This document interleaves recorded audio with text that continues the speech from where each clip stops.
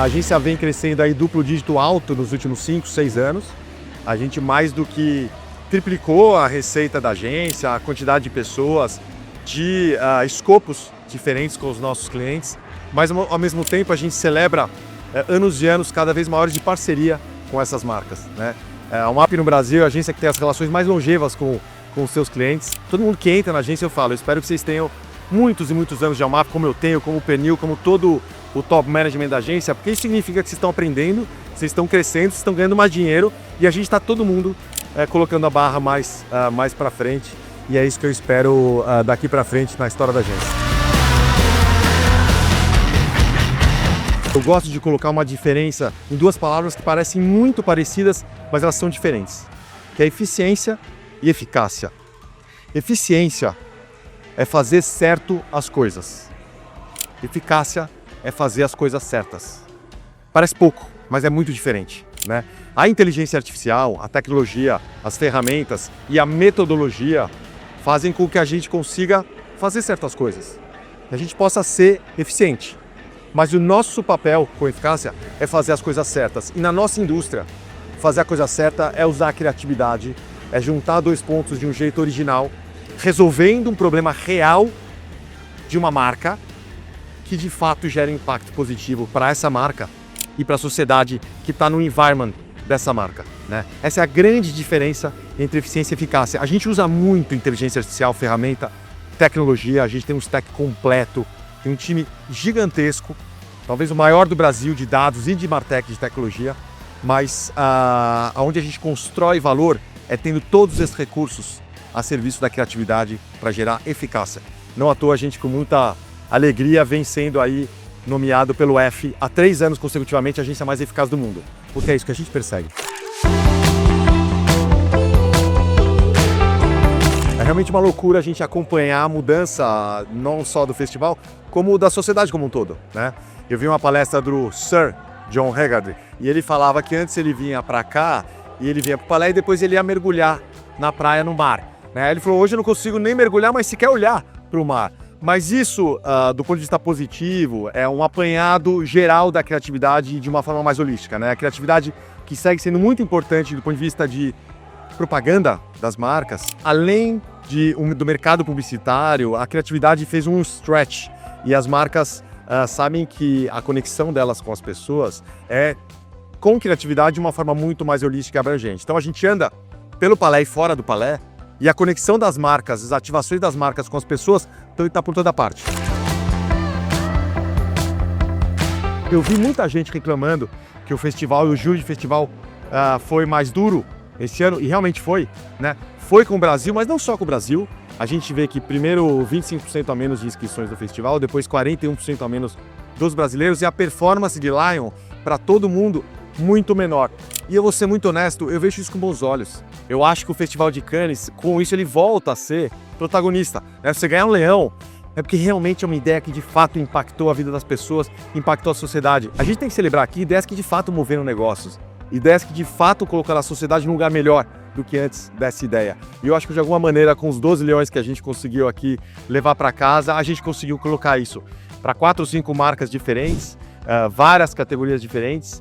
Fundamentalmente a categoria de eficácia, que a gente tem uma obsessão por ela, né? A gente ganhou um ouro, um prata e um bronze com o case caramelo para Mars, que vem aí trazendo muita alegria nos festivais, mas muito mais do que nos festivais, muita alegria para o consumidor que está vendo na loja lá uma embalagem que reconheça a marca do cachorro caramelo dele, e para o acionista e para o CEO e para o CMO que bancou essa ideia, porque está tendo um retorno sobre investimento.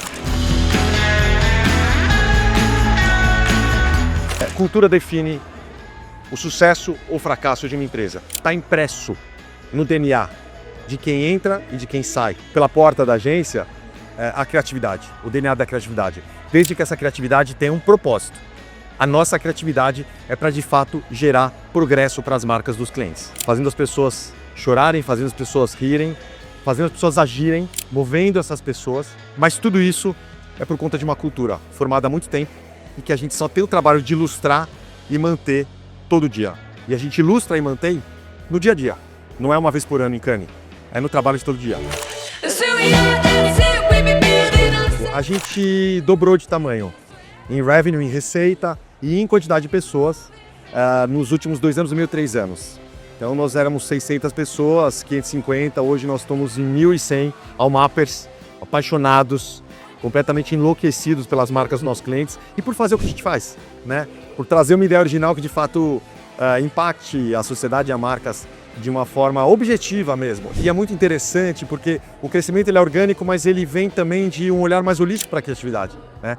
Que outro olhar a gente pode colocar para juntar os pontos e trazer uma ideia original, né? Eu vi muita discussão aqui sobre a criatividade invadindo como premissa os conselhos das empresas, né? E a criatividade, isso é muito bom, deixou de ser um artifício de um determinado profissional específico e passou a ser parte de seres humanos.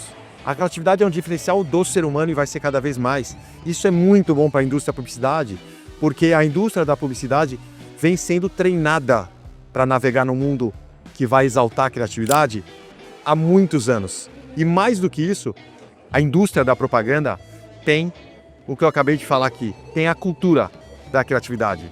E é por isso que eu acho que a gente vai ter, de alguma maneira, uma posição interessante, né, numa sociedade que vai celebrar cada vez mais o que é só humano, o que desperta um sentimento que só a gente pode despertar e se autoprovocar. E tá cravado no coração de todo mundo essa palavra chamada criatividade. Então, esses são os números e acho que os números por trás deles têm um pouco da intenção do que a gente tem trazido nos últimos anos.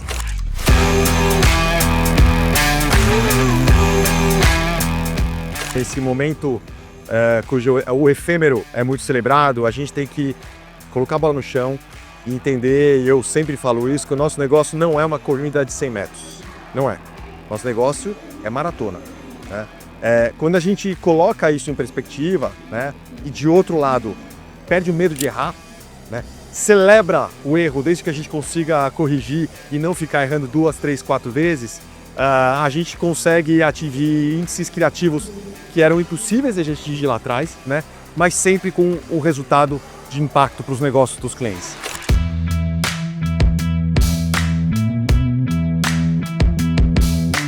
Sucesso é quando esse movimento, quando a gente consegue mover as pessoas, gera um impacto positivo numa marca como o Boticário, né? Sucesso é uma marca como o Pedigree colocar uma quantidade enorme de novos consumidores, porque a gente abre uma nova audiência para eles, que são os pets, os donos de pets que são sem raça, e que a gente coloca essa turma em primeiro lugar, né? E sucesso, obviamente, é bottom line. Sucesso é o acionista, o cliente, quem está apostando com coragem nesse tipo de ideia, entendendo que isso é retorno sobre investimento. Isso é sucesso para a gente.